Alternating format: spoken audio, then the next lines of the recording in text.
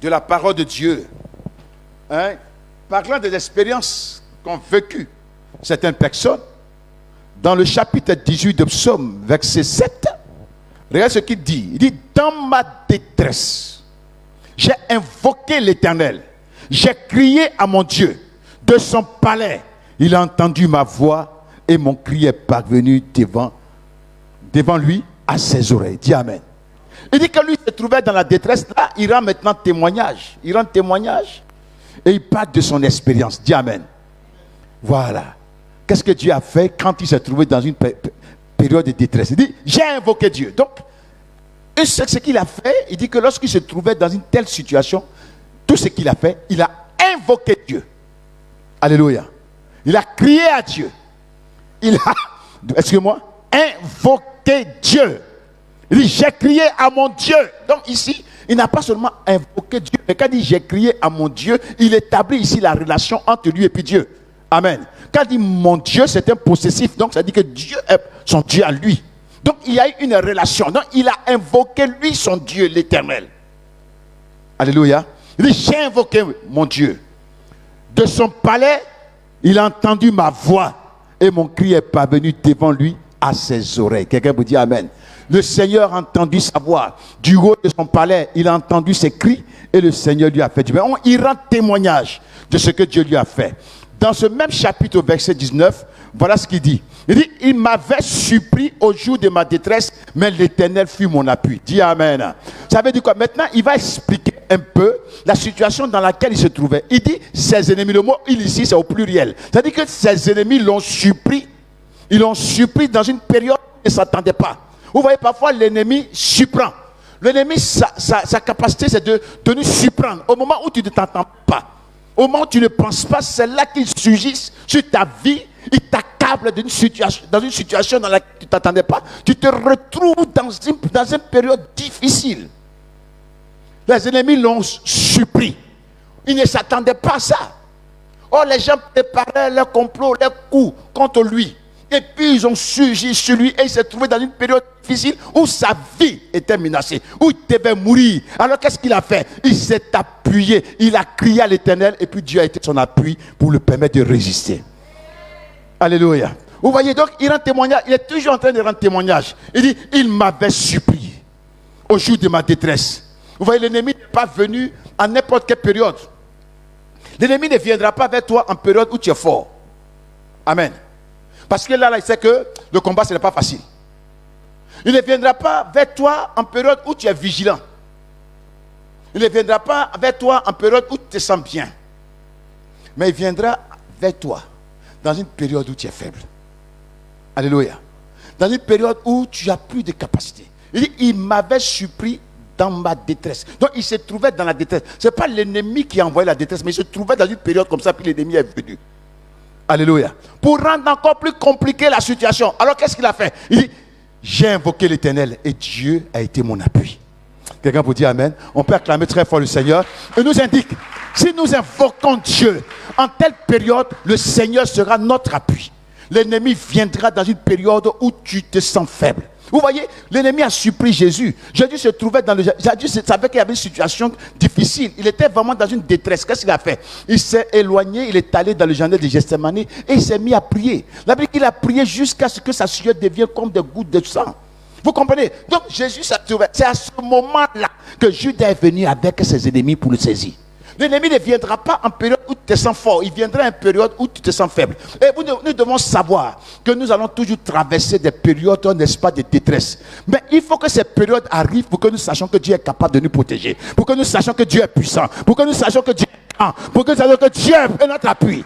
Il faut ces genres de situations pour que nous voyions la manifestation de la puissance, de la gloire, de la clémence de Dieu. Donc vous voyez, il s'est trouvé dans une période de détresse et puis il a invoqué Dieu. Dieu a été son appui. Dans le psaume 20, le psaume de la bénédiction, verset 1, voilà ce que dit le psalmiste. Il dit, que l'Éternel t'exauce au jour de ta détresse, que le nom du Dieu de Jacob te protège. Dis Amen.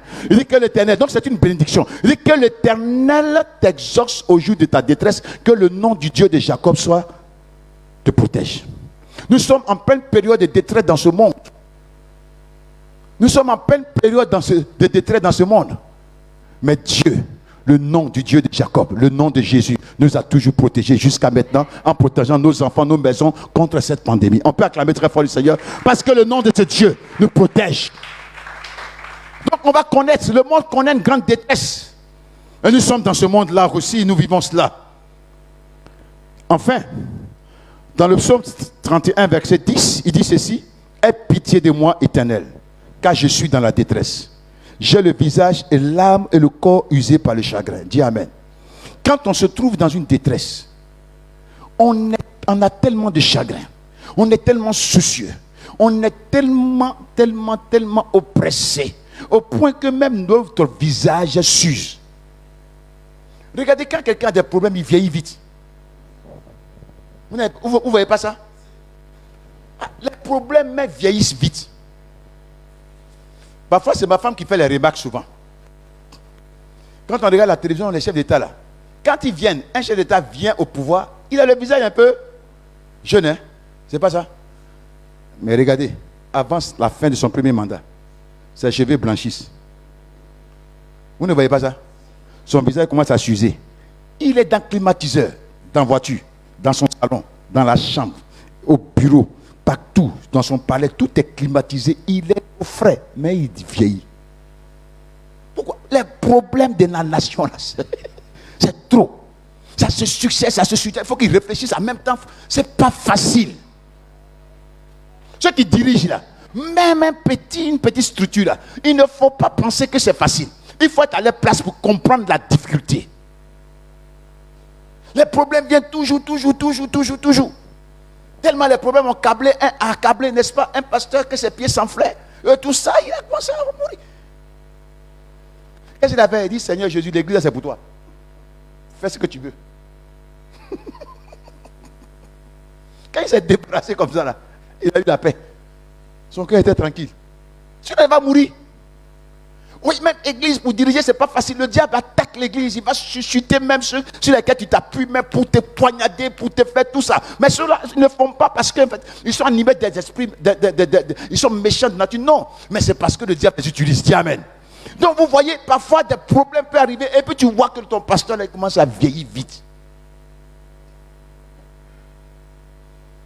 Il dit: mon visage est usé par le chagrin. Il y a des rites. Parfois même, je regarde, il y a des belles jeunes femmes ici. Quand tu regardes l'âge, c'est combien?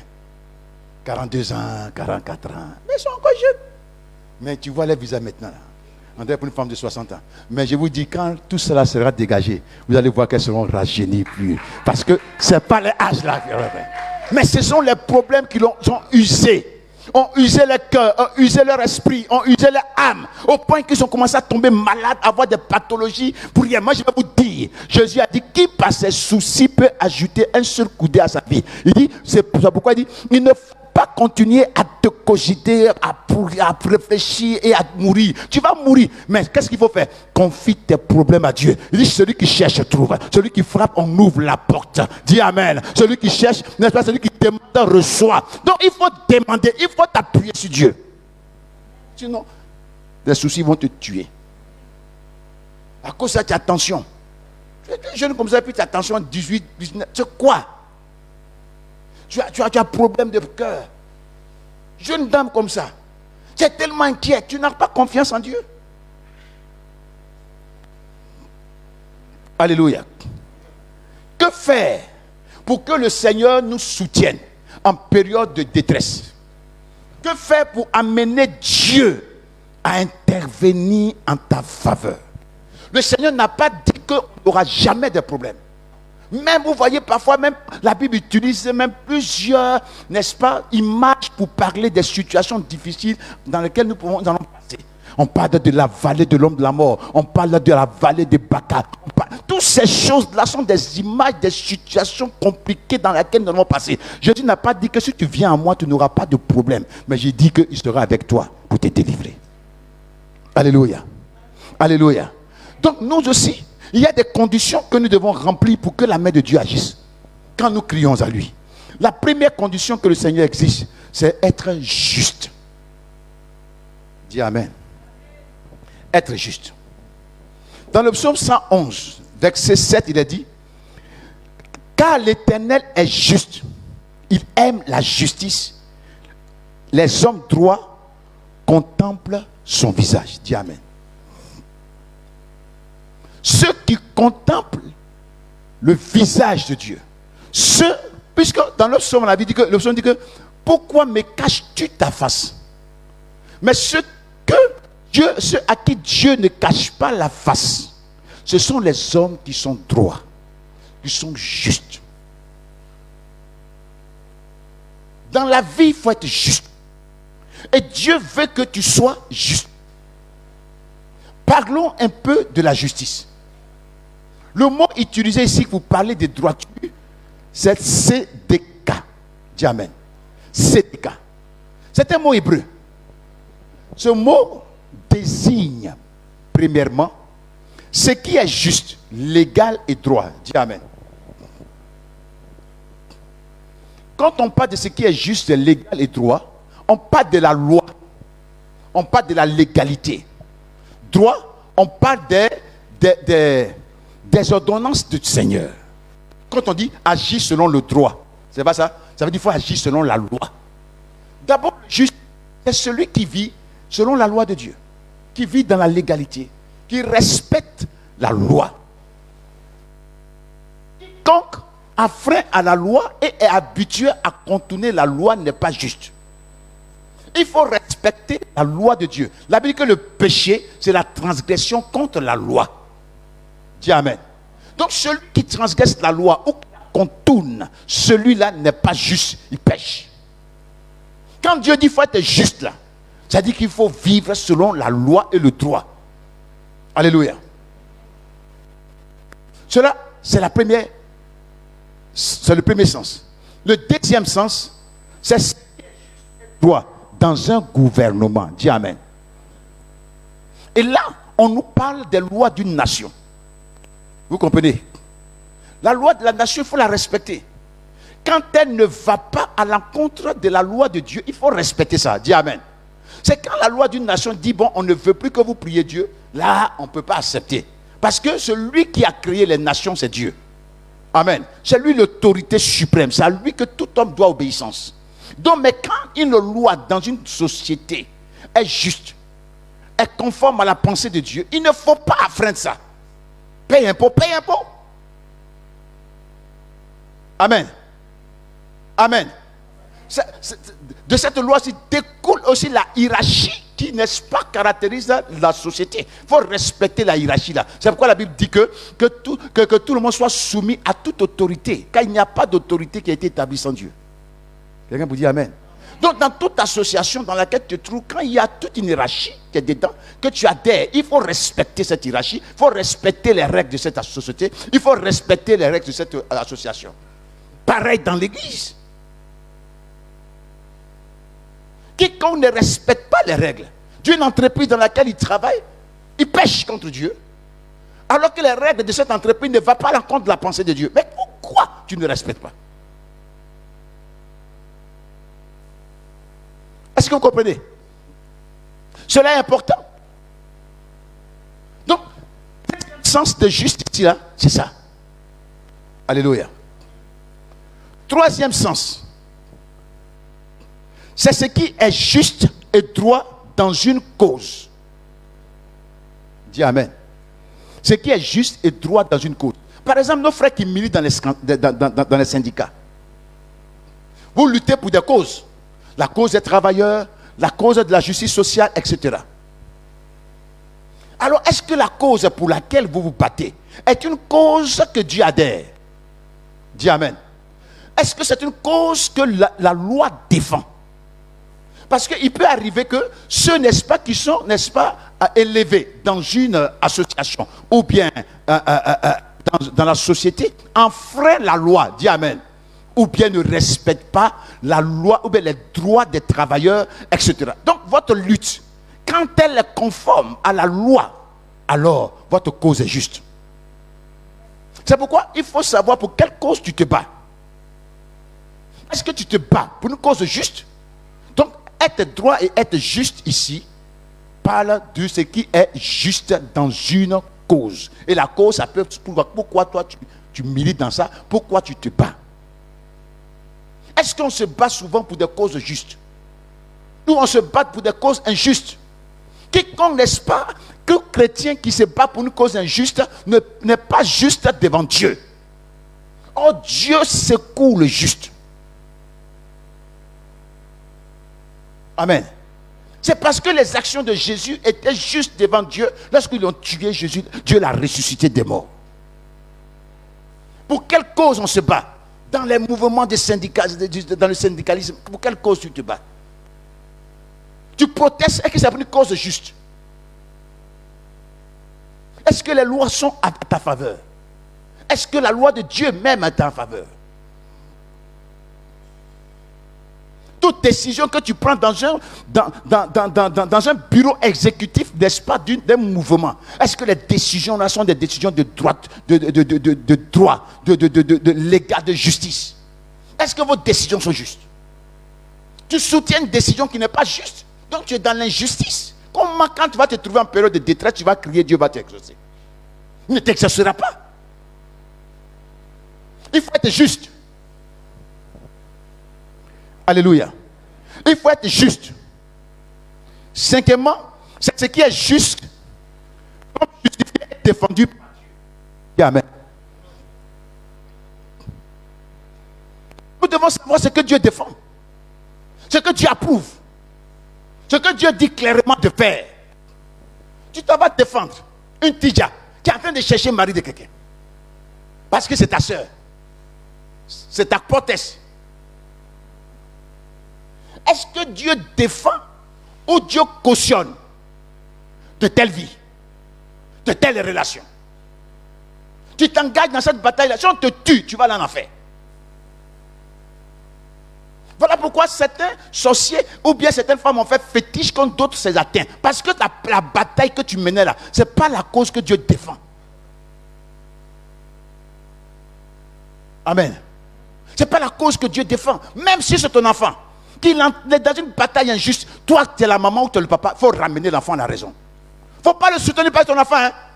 Parce que si dedans là, il y a grand fétiche qui arrive là, toi tu es tapé. Dieu ne va pas te défendre.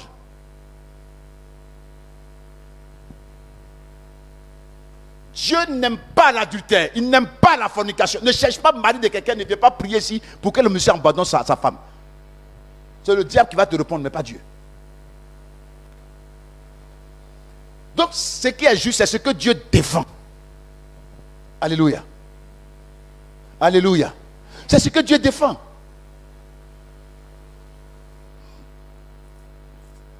Et enfin, c'est ce qui est droit, correct, légal et innocent. Dis Amen. En matière de justice, on accusait quelqu'un injustement et puis il a été acquitté. On dit qu'il est innocenté. Toi, tu dis on n'a qu'à le tuer quand même. Tu as quel problème? Si effectivement, il n'y a pas de preuve contre lui, il n'a rien fait, pourquoi tu veux qu'on le tue? Parce que tu le détestes. Non! Mais si toi, tu te trouves dans cette situation, Dieu ne va pas te défendre, on va te tuer. Faisons très attention parce que nous allons tous traverser des périodes de détresse et on traverse. Mais il faut que pendant cette période de détresse, quand tu vas crier là, que Dieu t'exauce. Il faut vivre une vie de justice. C'est ceux qui sont justes là que Dieu écoute. Alléluia. Noé a été trouvé juste. C'est pourquoi Dieu l'a délivré, lui et sa famille, du déluge. S'il n'avait pas été trouvé juste aux yeux de Dieu, Dieu ne l'aurait pas sauvé. Il serait mort dans ce déluge-là. On dit qu'il fut trouvé juste devant toutes les hommes de sa génération.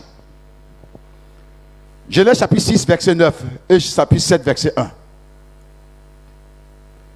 Dans un texte biblique, dit Dieu délivre le malheureux. Amen. Et c'est parce que l'homme est malheureux que Dieu le délivre. Non. Ce n'est pas parce que tu es malheureux que Dieu va te délivrer. Mais si tu es malheureux, Dieu va te délivrer.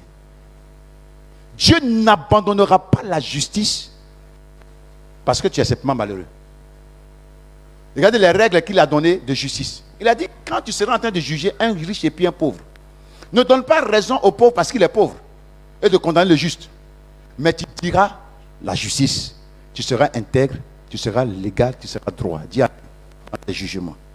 Donc la condition dans laquelle on peut se trouver, ou la condition sociale dans laquelle on se trouve, ne va pas mener Dieu à te faire du bien. Mais selon, si tu es juste dans cette condition-là, Dieu te délivrera. Dieu te délivrera. Alléluia. On va sauter quelques versets et puis on va avancer sur le deuxième point, à cause du temps qui est avancé. Il y a se confier à Dieu. Voici le deuxième point. Si tu es juste aux yeux de Dieu, et que tu te trouves dans une période de détresse, si tu n'invoques pas Dieu, il ne te délivrera pas. Si tu ne te confies pas en Dieu, si tu n'as pas assez de foi dans le fait que Dieu est capable de te délivrer, Dieu ne te répondra pas. Alléluia.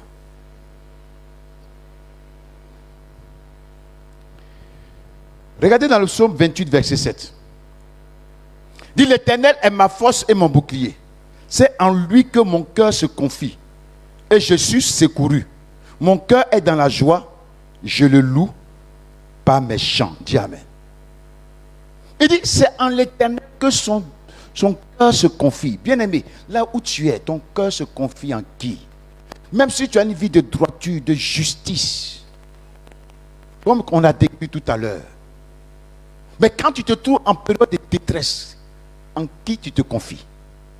Est-ce que ton cœur se confie en l'Éternel? Il dit que son cœur, lui, s'est confié en l'Éternel et l'Éternel l'a secouru. C'est pourquoi il va louer Dieu avec des chants. Quelqu'un peut dire Amen. Bien-aimé, en période de détresse, il faut se confier en Dieu. Il faut croire à la capacité de Dieu de te secourir. Il faut lui faire confiance. Il ne faut pas laisser le doute t'émerger. Alléluia. Il faut éviter de te confier en toi-même et dans ta propre sagesse. Voilà là où certains font l'erreur. On se confie en nous-mêmes, en notre propre capacité de résolver les situations. Mais faites très attention. Alléluia. La Bible met en garde au fait de se confier en toi-même. Prenons Proverbe chapitre 3, verset 5. On va lire cela. Proverbe 3, verset 5.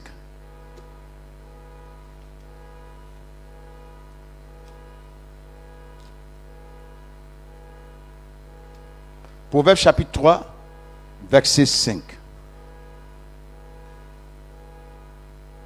Si quelqu'un a trouvé qu'il nous fasse la lecture.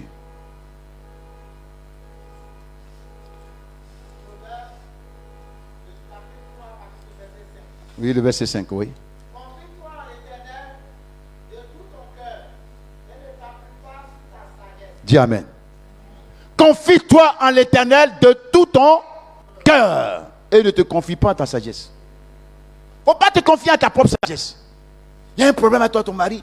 Ah, je connais monsieur là. Je sais comment je vais l'avoir. Je sais comment je vais changer ça là. Hein, j'ai ma petite robe là. J'ai bien mes parfumés. Pour aller te coucher sur le lit, il ne va pas te regarder.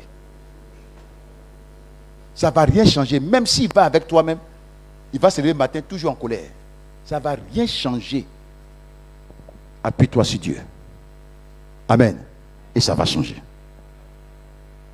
Il ne faut pas t'appuyer sur ta propre sagesse. Il y en a dans des situations, au lieu de s'appuyer sur Dieu, il s'appuie sur la propre sagesse. Il faut la laisser. Vous voyez, il y a une belle image. C'est l'image, n'est-ce pas, des apôtres qui étaient dans la barque et puis la tempête s'est levée. La barque se remplissait. Ils se sont appuyés sur leur propre sagesse, leur propre connaissance en matière de pêche. Parce que Pierre est pêcheur, Jean est pêcheur. Et puis, qui encore? Jacques est pêcheur. Donc, ils se connaissent en matière de pêche. Donc, ils ont eu affaire à plusieurs orages sur l'eau. Donc, ils connaissent. Donc, ils ont commencé à mettre toutes les techniques de navigateurs qu'ils avaient. Ils ont commencé à vider l'eau, ils ont commencé à faire ce qu'il y a fait. L'eau se remplissait. Quand ils ont été épuisés, ils ont épuisé toutes leurs connaissances en matière, dans cette matière pour résolver le problème. Ils n'ont pas pu. Ils ont fait quoi? Ils ont réveillé Jésus. Jésus, réveille-toi. On est en train de mourir. Et puis toi, tu dors. Mais Jésus était là, il dormait depuis. Pourquoi tu ne l'as pas réveillé dans le début? Tu t'es confié dans ta propre sagesse. Tu as fait tout ce que tu pouvais faire, ça n'a pas marché. Maintenant, tu te retrouves et tu dis, et tu lui fais la reproche. Hein, tu ne sais pas qu'on meurt, toi tu dors. Les hommes, ça passe se repentir. Ils sont tellement un peu orgueilleux. Ils essaient chaque fois à accuser. Hein? On est en train de mourir et puis toi tu dors. C'est comme Jésus n'est pas conscient. Mais Jésus s'est relevé et il a calmé la tempête. Et puis il a dit, mais homme de peu de foi. Vous voyez, on s'appuie sur notre propre sagesse. Pierre, il aime trop faire ça. Pierre là, il aime trop faire ça. La première fois, Jésus monte dans sa barque, il dit, bon Pierre, après avoir enseigné, il dit, bon Pierre, allons-y au milieu de l'eau, on va jeter le filet. Pierre dit, non, toute la nuit j'ai pêché. Moi, tu ne peux pas m'apprendre la pêche. Alors comme ça, il n'y a pas de poisson. Vous voyez un monsieur comme ça, il s'appuie tout, ta sagesse n'a pas donné poisson toute la nuit. Le monsieur vient dire, allons-y là-bas, tu vas lancer le filet. Il dit, non, toute la nuit j'ai pêché. On n'a pas trouvé, c'est pas au dit maintenant on a trouvé. Il dit, bon d'accord, comme tu insistes, allons-y, il a lancé le filet. Dans le doute, il s'en va montrer à Jésus que Jésus est en train de se tromper, que lui, Pierre, là, c'est un expert en pêche. Il s'en va jeter le filet, et il ramasse beaucoup de poissons, il est étonné. Et puis, regarde, Jésus, il est étonné, il est toi de moi. Je dis, non, Dieu a fait de toi un pécheur d'homme. Quelqu'un vous dit Amen.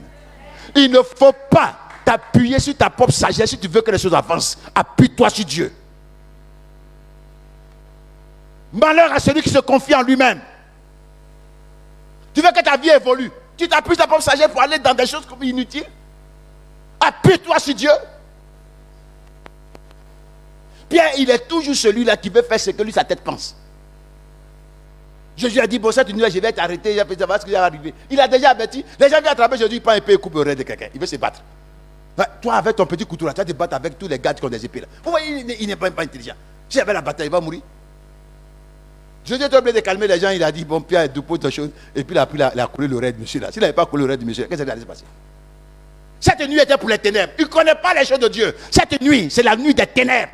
C'est le droit des ténèbres. C'est la nuit que Dieu leur a donné de faire ce qu'ils veulent faire. Et ils feront ce qu'ils veulent faire. Il y avait le temps des ténèbres. Et puis il y a le temps de Dieu qui venait. Quand le temps de Dieu est venu, Jésus est revenu à la vie. Il y a un temps où les ténèbres sont là. Au lieu de t'appuyer sur ta propre sagesse, il faut t'appuyer sur Dieu. Tu t'appuies trop sur ta propre sagesse. On s'appuie trop sur nos propres ressources que finalement on panique. Et on va faire des bêtises.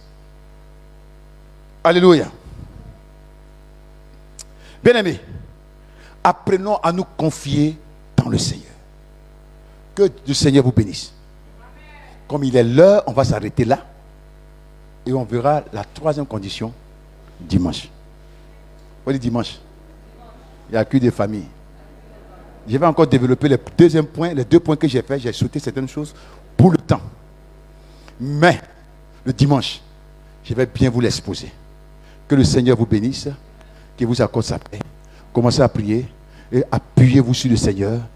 Vivez une vie de justice. C'est ce que Dieu veut.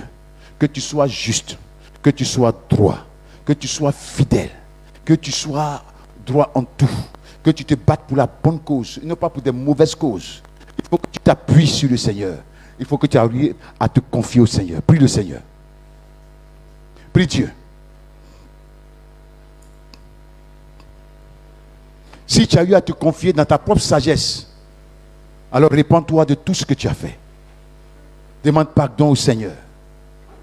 Si tu as toujours soutenu des mauvaises causes, tu n'agissais pas dans la justice, demande au Seigneur de t'aider à agir dans la justice. Oh, merci Seigneur. Envahis-moi de ton esprit. Envahis-moi de ton esprit. Je demande au groupe musical de venir m'aider à chanter ce chant. Envahis-moi de ton esprit. Envahis-moi de ton esprit. Envahis-moi de ton esprit.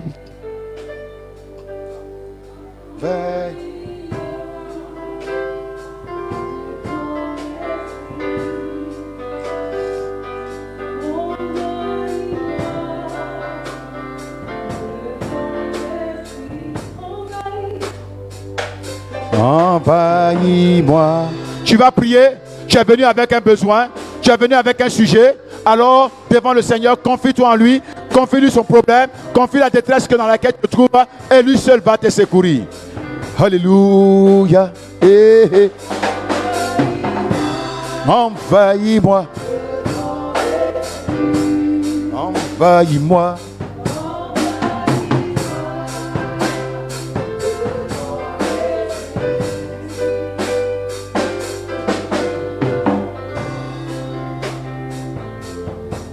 Prie le Seigneur.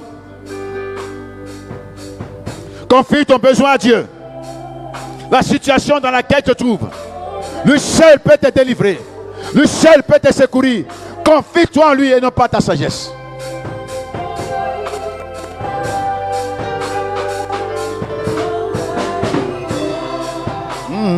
De ton esprit.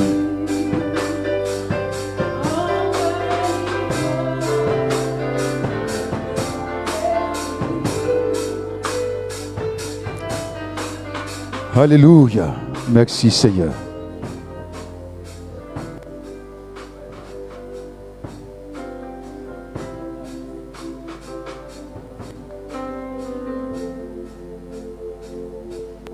Oui, Dieu, envoie ton esprit sur ma vie. Oui, Dieu, envoie ton esprit sur ma vie.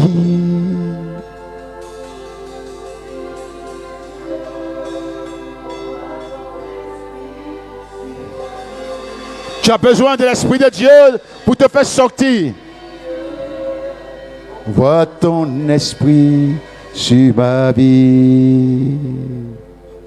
Quand je suis dans la détresse, en toi je me confie.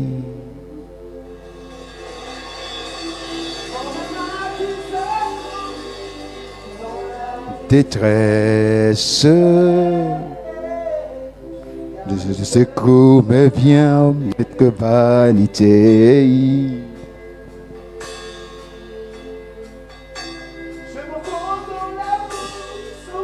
Pas me tenir.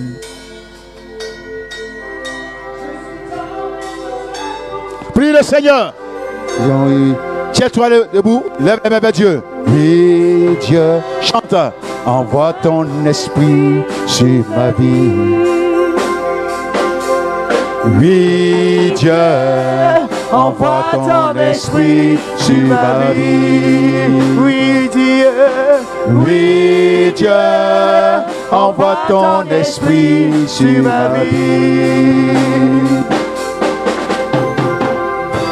Tu as délivré mon âme de la mort. Il a délivré ton âme de la mort. Il a garanti mes pieds de la chute. Et a fait que je marche selon toi à la lumière des vivants. Ben, c'est toi quand je suis mon semblable. Toi mon confident et mon ami. Oui, Dieu, oui, Dieu, envoie ton esprit sur ma vie. Oui, Dieu, oui, Dieu, envoie ton esprit sur ma vie. Puis le Seigneur est ton confident, il est ton ami, El Rachou, il est ton secours, tu m'abandonnes. Lui seul peut te délivrer de cette situation. Malgré mes fautes, merci Seigneur et mes faiblesses. Alléluia. Je sais que tu es là. El Rachou, Elion, tu es le maître des orphelins. Tu m'abandonneras pas. Tu me laisseras pas. Merci. On acclame très fort le Seigneur pour l'exaucement de ses prières. Acclame très fort ton Dieu. Acclame le lion de la tribu de Juda. Le Dieu vivant. Merci Seigneur. Veuillez vous asseoir dans la joie. Commence à prier pour l'offrande que tu vas porter au Seigneur. Qu'il puisse te bénir, qu'il puisse créer cette offrande Tu vas leur apporter de offrandes de reconnaissance.